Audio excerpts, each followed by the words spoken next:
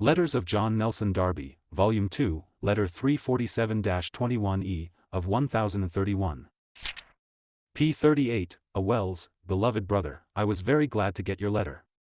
The date of mine will explain that my being at Guelph in September is hardly likely, but my heart will be anxiously with you, but I do not know whether anxious is the right word, for one ought to trust the Lord, so faithful, so full of love, and patient goodness with us. But affections will in one sense be anxious, and how unfeigned my affection is for Canada I trust you know, and surely I never became more attached to any place, my heart more linked up with those in it. It is a time of encouragement, even here it is. For a time there had been a relaxation of energy, not an uncommon thing in individual or Christian communities after the first impulse of grace. But there is considerable reanimation, and our conference, Guelph meeting, is largely attended by brethren interested in the truth, many a new generation of saints springing up, and the coming of the blessed Lord has a more actual and practical place.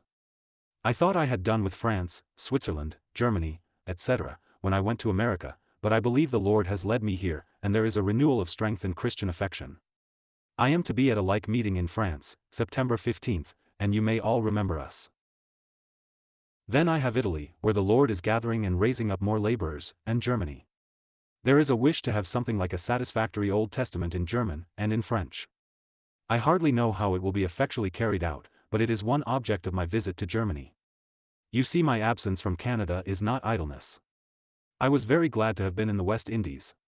It is, oh, how great a measure of thankfulness to be led of the Lord. The power of evil is in astonishing progress. The boldest denial of all truth alarming Christians, and the world even, anxious and uneasy, and now often considering and inquiring of brethren why they are so quiet and peaceful. Not that we have not many things to deplore, but in some we are at peace, feeling the evil more in a divine way, but having a kingdom that cannot be moved, a peace which nothing can take away. The brethren have come with cordiality and readiness from all sides to the meeting, which has cheered and encouraged. There are 2 Englishmen who have thrown themselves in some measure into the work here. Some are going to America. It is possible I may, now I am growing old, become set apart to sedentary work, though still preaching and teaching, but I do not quite give up seeing you all again. For I am very well, and though I begin to feel the difference of age as to physical exertion, I am for work, thank God, able to go through more than most. This would not as yet hinder me. My difficulty is the rapid progress of the last days, which requires the faithful testimony of those who feel where we are, more perhaps in Europe than elsewhere. Men of the world as well as Christians feel all things shaking, an irresistible torrent rising, professing Christians at their wits' ends. The peaceful testimony from a position which God secures is of moment to souls, and however weak it may be individually as such, it tells on people's hearts. My comfort is, for Canada as for England, that the blessed Lord himself cares for his people, a poor, feeble folk, but their home is in the rock. God is raising up many active witnesses, and the Lord is more waited for.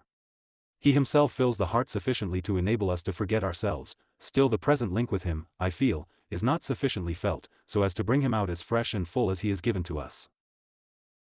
That is what we have to seek here, and for that it is death working in us, always bearing about in the body the dying of the Lord Jesus, that the life also of Jesus might be made manifest in our body. That we are dead, and in him, is a simple and blessed truth, but always to bear it about that only he may appear, this is what we have to seek. I write at intervals in the midst of our conference, so you must not be astonished at my letter bearing the impress of this interruption. I have been thinking of one of the joys of heaven, after Christ, and it will be his joy, seeing of the fruit of the travail of his soul and being satisfied, seeing all the saints perfect according to the heart and mind of God himself, and his who has sought and saved them. What satisfaction and joy that will be! Truly it is what one's heart desires now. Then it will be perfectly satisfied, and Christ glorified in it, and this, thank God, will surely be. I have been distinguishing latterly a good deal, the responsibility of man fully met by Christ for us on the cross, and the counsels of God before the foundations of the world, see Proverbs 8, Titus 1 verse 2, 2 Timothy 1 verse 9, the cross laying the foundation for their accomplishment, in the incarnation, the ground laid for fulfilling Proverbs 8.